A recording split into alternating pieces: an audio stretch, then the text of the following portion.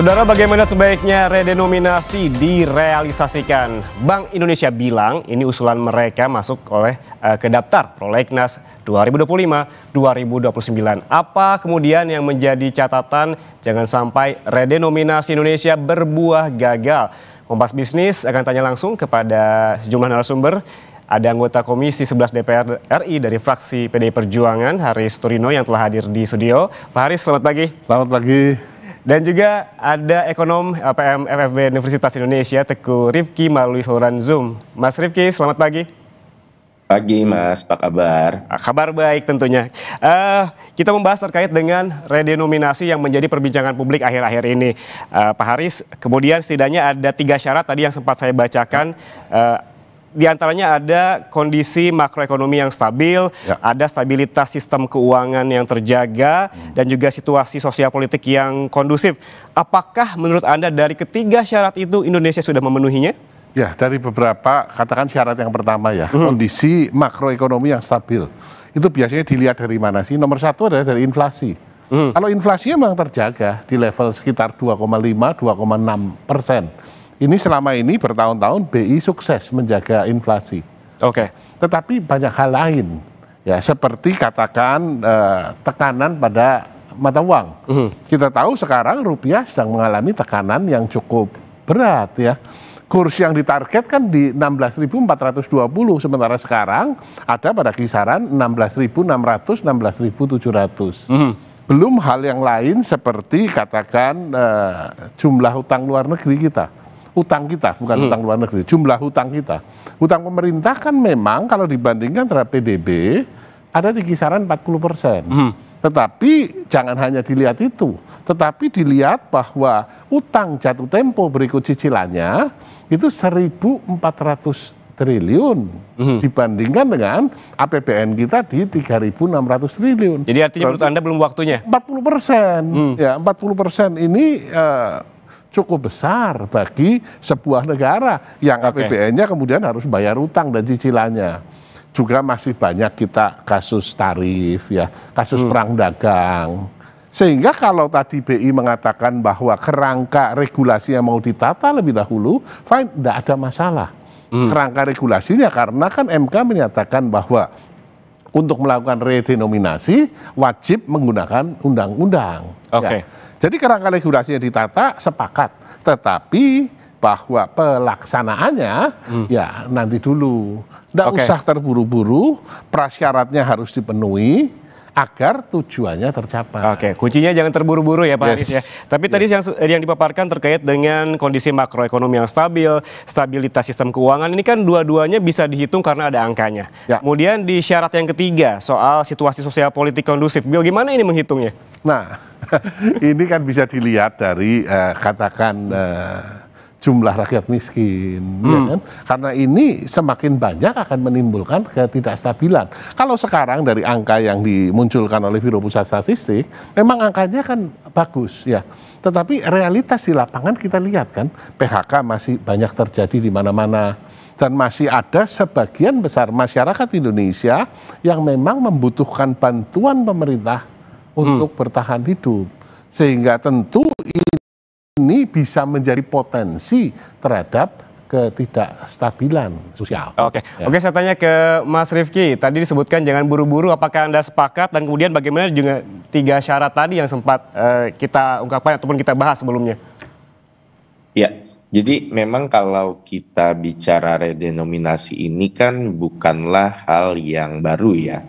Wacana ini kan sudah sempat dilontarkan beberapa kali sebelumnya. Bahkan selama pandemi COVID pun juga sudah pernah diutarakan ke publik wacana redenominasi ini. Nah, memang yang perlu digarisbawahi adalah kita nggak berada pada kondisi untuk melakukan redenominasi secara urgent gitu. Jadi urgensinya ini memang nggak pernah menjadi top priority untuk redenominasi. Walaupun memang redenominasi ini memberikan beberapa benefit, jadi ada manfaatnya juga dari melakukan redenominasi ini. Apa saja itu, Mas? Manfaatnya? Pertama adalah kemudahan untuk melakukan transaksi dan proses administrasi, sehingga kemudian ini nanti dalam pencatatan, dalam administrasi menjadi lebih sederhana. Lalu kemudian juga ini akan membuat biasanya kalau ada redenominasi itu mata uang yang besar pun juga menjadi tidak valid, yang nominalnya sangat-sangat besar. Nah, ini di beberapa negara memang terlihat berdampak positif terhadap penurunan tindak pidana pencucian uang atau money laundering. Dan ini juga memperkecil celah korupsi yang biasa menggunakan cash dengan nominal yang sangat besar. Tapi memang kalau kita lihat dari redenominasi itu sendiri, biasanya manfaatnya ini lebih ke arah psikologis, bukan ke arah fundamental. Jadi memang kalau ekonomi kita fundamentalnya sedang bagus, redenominasi pun ini nggak akan membuat lebih bagus. Begitupun saat fundamental ekonomi kita tertekan, redenominasi pun juga nggak akan membuat kondisi fundamentalnya menjadi lebih bagus. Jadi ini memang efek psikologis saja di pasar dan transaksi ekonomi masyarakat. Oke, kalau ini hanya efek psikologis, bagaimana hitung-hitungannya? Karena kan memang kita kadang kalau kita datang ke pasar gitu, ada harga-harga misalkan Rp12.200. Ini akan jadi seperti apa? Rp12.250. Ini kan harus ada pembulatan begitu. Apakah ini tidak berisiko ataupun ada pengaruh nantinya terhadap perekonomian? Iya, memang ada kemungkinan akan terjadi opportunistic rounding. Misalnya katakanlah sebuah barang itu nilainya 12.500 gitu. Instead of misalnya dibulatkan menjadi Rp12, mungkin akan dibulatkan ke atas menjadi Rp13. Jadi potensi tekanan inflasi pun akan ada. Tapi kita melihat juga kondisi inflasi kita saat ini relatif manageable. Jadi saya rasa risikonya ini pun juga relatif bisa di contain lah atau bisa di manage. Nah, tapi kalau kita berkaca ke banyak negara lain yang mata uangnya nilainya cukup besar seperti misalnya Japanese yen atau Korean won, itu pun juga mereka tidak mempush untuk melakukan redenominasi karena memang urgensinya ini selalu tidak menjadi top priority gitu, dan memang dalam pelaksanaannya ini butuh waktu yang panjang, butuh transisi, sosialisasi, dan nanti phasing out dari nilai rupiah yang ada saat ini. Dan memang sekarang banyak isu-isu yang lebih urgent, misalnya mengembalikan daya beli, lalu kemudian meningkatkan kelas menengah dan lain semacamnya, sehingga dalam konstelasi seluruh permasalahan ekonomi saat ini memang redenominasi tidak memiliki urgensi yang sangat tinggi. Tidak memiliki urgensi yang sangat tinggi. Ya. Anda sepakat dengan itu, Pak Haris? Sepakat sekali. Tadi kan dipaparkan ya bahwa ada 3 tujuan. Yang pertama efisiensi, jelas efisiensi, jumlah kertas lebih sedikit, jumlah kalkulator ya. Kalkulator di Indonesia itu kalkulator 12 digit. Kalkulator 9 digit itu tidak laku di Indonesia. Ya kan? Dengan redenominasi dipotong 3 nol, maka kalkulator 9 digit, laporan keuangan dari semua lembaga ya, ini akan lebih ringkas. Ya. Kemudian praktis terjadi efisiensi di sana. Tujuan pertama tercapai. Tujuan ketiga yaitu kredibilitas mata uang rupiah. Kan keren kalau $1 tidak lagi 16.700, tapi 16,7 perak per US dollar, kan lebih keren. Keren saja. Ya, tapi tujuan kedua meningkatkan stabilitas, meningkatkan daya saing, tidak ada itu. Berarti Anda setuju ini hanya efeknya psikologis saja? Iya, efek psikologis dan ya untuk keren. Sementara kompleksitasnya luar biasa. Zaman dulu tahun 80-an, tahun 90-an kita terima gaji kan kita di amplop ya ada duitnya. Nah sekarang kan enggak, ting duit masuk seperti itu. Transfer. Tentu yang dirubah bukan hanya fisik uang ya. Tetapi juga sistem pencatatan diperbankan, ya.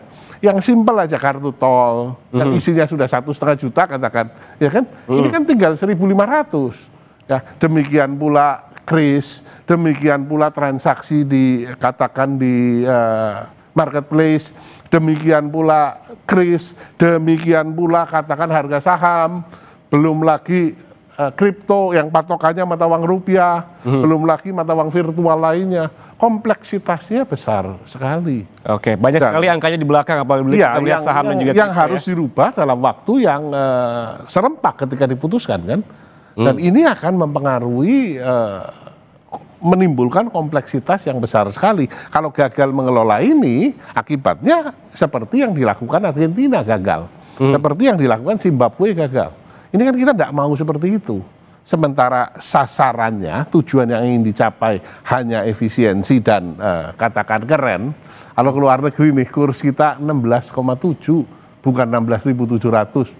Nah, tetapi apakah itu meningkatkan yang lain? Tidak. Agar tidak terjadi seperti Zimbabwe, Mas Rifki, apa yang perlu diantisipasi sebetulnya? Iya, ini yang perlu diantisipasi adalah pertama kredibilitas. Seberapa serius pemerintah melakukan redenominasi ini? Karena selain di planningnya yang nanti akan super kompleks, implementasinya pun akan super kompleks. Nah ini komitmennya harus 100%. Jadi nanti pemerintah juga perlu menyiapkan planning bagaimana memphase out. Lalu bagaimana membuat semua uang yang sudah ada saat ini menjadi invalid dan proses transisinya seperti apa. Ini perlu memakan bertahun-tahun dan potensinya bahkan mungkin melewati satu siklus periode politik gitu. Jadi kalau ini juga perlu diantisipasi, misalnya nanti pergantian pemerintahan tahun 2029, apakah ini tetap akan menjadi prioritas atau enggak? Karena kalau prioritasnya berubah, ini akan gagal. Seperti yang dilakukan misalnya di Brazil atau Zimbabwe, atau pernah Turki beberapa kali pun tidak selalu sukses. Ini karena komitmennya tidak 100%. Jadi memang urgensinya tidak terlalu tinggi, tapi saat implementasi kemudian ini perlu effort dan skala yang cukup besar. Nah ini perlu dipastikan bisa terjamin sampai nanti phasing out dari rupiah baru atau redenominasi baru ini betul-betul selesai 100%. Oke, Mas Rifki, apakah negara kita ini perlu belajar kepada mereka negara-negara yang sudah berhasil, termasuk yang gagal begitu, agar nantinya tidak sampai ada lonjakan inflasi?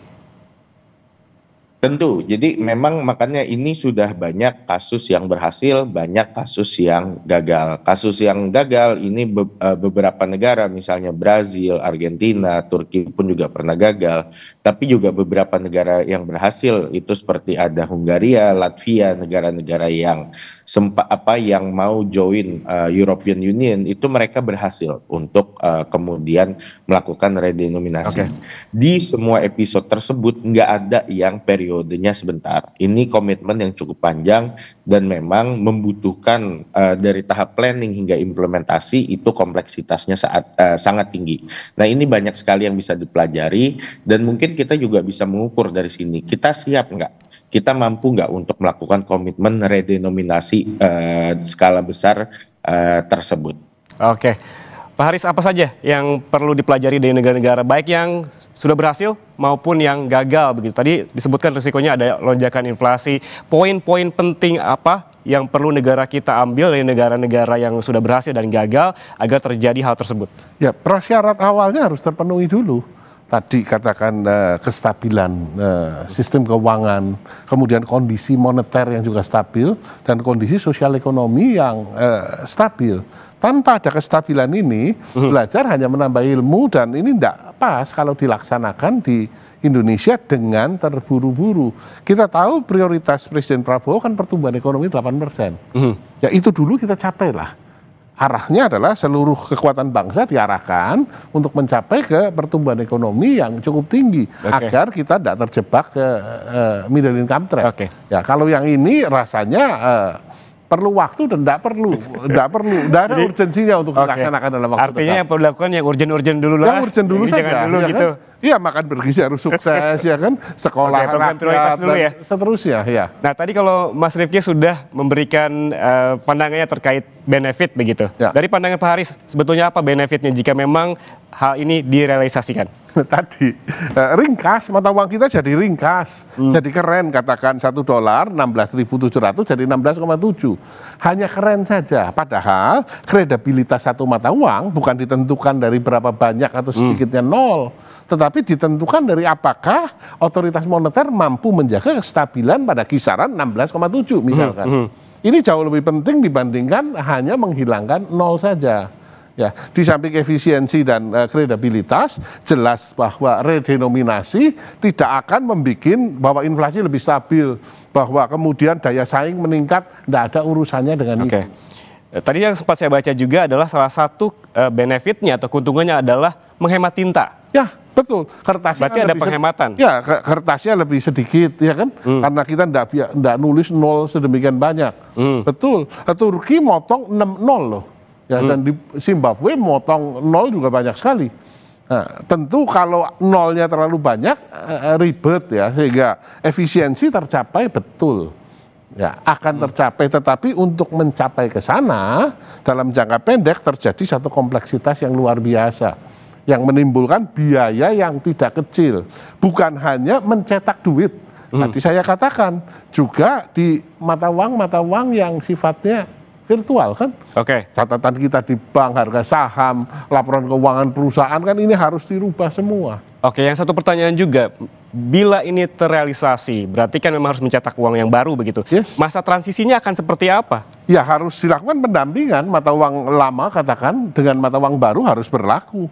Misalkan yang baru dimunculinya angka 100.000 itu 100,000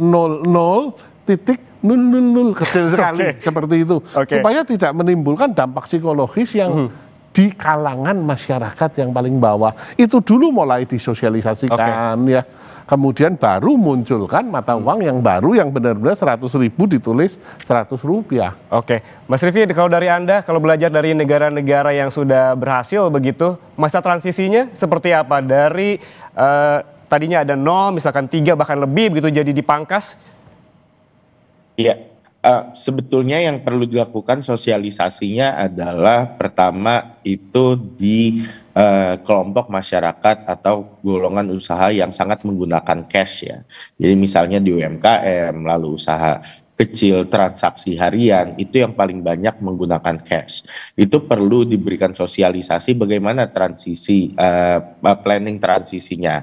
Apakah nanti diberikan uang kertas baru gitu, lalu kemudian nanti ada grace period, misalnya 3 tahun, 5 tahun, nanti mata uang lama kemudian tidak berlaku. Lalu kemudian juga perlu dikomunikasikan strategi coexistingnya gitu. Saat diluncurkan mata uang baru, berapa lama mata uang lama ini masih berlaku? Kalau dua-duanya berlaku, bagaimana kondisi transaksi di lapangan? Ini yang perlu jelas roadmap-nya, ini yang perlu jelas blueprint-nya. Kalau transaksi besar misalnya yang menggunakan digital atau misalnya transaksi elektronik, itu sebetulnya lebih mudah diaturnya. Karena nanti tinggal penyesuaian di sistem. Tapi kemudian kalau yang di lapangan, yang di transaksi hari-hari, transaksi menggunakan cash, ini yang perlu butuh sosialisasi yang sangat besar dan implementasi dan dikawal betul-betul sehingga tidak terjadi kebocoran saat kemudian prakteknya di lapangan. Jadi itu yang menjadi poin-poin penting dari negara lain saat kemudian mereka melakukan redenominasi dan berhasil. Yang turut menjadi sorotan juga apabila kita berkaca kepada sejarah terkait dengan redenominasi dan juga centering yang pernah dilakukan pemerintah Indonesia tahun 1965 ini akibat hiperinflasi dan juga stabilitas ekonomi yang rapuh begitu. Lalu kemudian Mas Rifki, apa bedanya? Jangan sampai ada persepsi masyarakat ini juga keliru begitu. Ya, ini perlu dibedakan. Redenominasi itu tidak sama dengan sunering. Sunering itu adalah memotong nilai mata uang gitu. Jadi kalau misalnya harga roti 10.000 gitu, uang 10.000 kemudian nilainya dipotong jadi Rp10. Harga roti tetap 10.000 gitu. Jadi nilainya yang dipotong. Itu sunering. Kalau redenominasi harga roti 10.000, uang 10.000, uang 10.000-nya menjadi Rp10, harga rotinya menjadi Rp10 gitu. Nah, ini dua konsep yang sangat berbeda dan implikasinya pun akan sangat berbeda nantinya. Ini yang perlu dikomunikasikan oleh pemerintah betul-betul bahwa nilai mata uangnya nggak turun gitu, karena nilai uangnya tetap akan bisa membeli barang yang sama. Jadi bukan nilai mata uangnya turun, harga barangnya tetap gitu. Ini mata uangnya menyesuaikan dengan harga barangnya. Nah, yang dilakukan di tahun 66 itu adalah sunering gitu, saat kemudian terjadi hiperinflasi. Di banyak negara lain, hiperinflasi pun juga mendorong redenominasi seperti yang terjadi di Brazil, Venezuela, dan Zimbabwe. Kondisinya kita lebih baik. Kondisinya sekarang adalah kita itu nggak mengalami hiperinflasi, tapi kita mau melakukan simplifikasi mata uang. Jadi isunya sebetulnya cukup berbeda. Kita sebetulnya lebih nggak ada urgensi karena kita nggak ada hiperinflasi. Tapi memang tadi ada benefit-benefit psikologis dari simplifikasi mata uang tersebut. Oke, lagi-lagi belum ada urgensinya ya. Kalau dari DPR, Pak Haris, apakah DPR juga menghitung persepsi publik terkait dengan isu ini? Kami baru tahu dari media beberapa hari lalu ketika kemudian Kementerian Keuangan meluncurkan PMK 70 tahun 2025 yang ditetapkan di 10 Oktober dan baru diundangkan ya di awal bulan November. Kami baru tahu bahwa di dalam kerangka regulasinya ya itu ada rencana tentang perubahan harga rupiah atau redenominasi, rencana RUU tentang ini sehingga belum pernah dibahas dengan kami di Kapan rencananya dibahas? Sudah ada jadwal? Ya rasanya dengan statement Pak Purbaya yang terakhir bahwa nomor 1 ini adalah urusannya otoritas moneter. Ini benar ya kan? Tapi masalahnya adalah PMK 70 ini yang menerbitkan adalah Kementerian Keuangan dan kita tahu lah kalau Pak Purbaya yang mengatakan di media kan menjadi viral seluruh Indonesia ya kan. Tapi kemarin sudah ngomong ini urusannya Bank Indonesia bukan urusannya Kementerian Keuangan ya. Dan ya kita tidak akan melakukannya secara terburu-buru. Ini tentu sesudah Menteri Sekretaris Negara kemudian mengatakan kita tidak akan buru-buru, Menko juga mengatakan hal yang sama.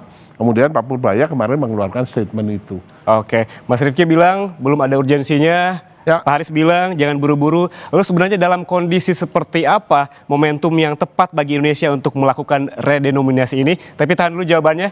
Jangan kemana-mana saudara, susah jeda kami kembali. Untuk Anda tetap bersama kami di Kompas Bisnis. Anda masih bersama kami di Kompas Bisnis, saudara. Sebelum kita membahas terkait dengan kapan waktu yang tepat untuk melakukan redenominasi ini, kita juga tadi sempat berbincang terkait dengan ongkosnya. Akan seberapa mahal sih ongkos melakukan redenominasi ini dan apakah sebanding dengan impact-nya? Nah itu persoalannya, ongkosnya akan besar sekali. Bukan hanya ongkos mengganti duit. Ya, mengganti nol, membuang nol, bukan hanya itu, bukan hanya cetak uang baru, tetapi dampak psikologis masyarakat. Ya, dan yang kedua adalah menjaga bahwa ini tidak boleh gagal, karena kalau gagal malah menyebabkan kondisi ekonomi pertumbuhannya terhambat, terjadi inflasi yang besar-besaran. Kita biasa main di angka ribuan dan jutaan. Satu contoh harga beras 13.200 sekarang. Ya, kalau kemudian dilakukan redenominasi, maka harga beras menjadi 13 perak 20 sen. Kita dari sejak lahir tidak biasa mainan sen. Maka akan di round up ke atas, 14 saja deh. Biar gampang, biar simple. Nah, apa dampaknya? Ini kenaikan 6%. Sehingga akan memicu inflasi. Nah, ini yang kudu dijagain, belum lagi kompleksitas. Menurut saya tadi di masyarakat UKM dalam bentuk uang yang baru ya, kemudian di sistem back end-nya juga ini akan butuh biaya yang cukup besar untuk melakukan sinkronisasi dalam waktu yang sangat singkat. Sementara benefitnya tidak terlalu besar. Oke, kita berbicara soal tadi ongkos, ada catatan yang kami dapatkan begitu, Pak Haris, soal biaya transisi. Tadi kita bicara soal transisinya, kita sekarang bicara soal biayanya yang harus dikeluarkan oleh pemerintah, perbankan, pelaku usaha dan juga masyarakat ini tidaklah kecil. Jadi menurut Anda ini gimana nih? Jadi semua lini nih yang harus mengeluarkan biaya jadinya. Iya, jadi katakan semua perjanjian dagang, simpenan di bank dan seterusnya. Ini kan tentu yang ada kaitannya dengan rupiah, kan angkanya harus dibuang nolnya. Dan ini kan supaya tidak menimbulkan nanti moral hazard di belakang ya. Ini kan harus disepakati dan dilaksanakan dengan sedemikian baik ya. Tanpa adanya ini, maka biaya psikologisnya akan besar sekali. Sementara kembali lagi manfaatnya hanya keren saja, manfaatnya hanya efisien, ya nolnya hilang 3, itu saja. Oke, terakhir Pak Haris, ini penegasan hitungan Anda. Sebetulnya kapan Indonesia siap dengan redenominasi? Ini jadi pertanyaan yang tidak gampang. Ya, menurut saya adalah kerangka regulasinya kalau mau ditata, monggo kita bahas dulu RUU tentang redenominasi. Tidak apa-apa dibahas sambil dilakukan sosialisasi kepada masyarakat. Sambil secara perlahan kita sudah mulai ngajarkan kepada masyarakat, ya, dengan tadi di resto katakan harga 20.000, 20K dan seterusnya. Mulai disosialisasikan pelan-pelan, kemudian mata uang juga sudah mulai digeser pelan-pelan, 50.000, 50 titiknya diganti koma, 000 kecil, ya, secara bertahap. Nah, setelah memang kondisi prakondisinya siap, oke, kita jalankan. Ada kondisi, ada prakondisi yang sebetulnya yang perlu dipikirkan untuk kesiapan terkait dengan pengaplikasian redenominasi. Ya, jangan sampai redenominasi ini akan mengganggu stabilitas pemerintahan Pak Prabowo. Terima kasih Pak Haris atas waktunya bersama kami di studio Kompas TV, dan sebelumnya tadi melalui saluran Zoom sudah ada ekonom LPM FEB Universitas Indonesia Teguh Rifki. Terima kasih sekali lagi atas waktunya bersama kami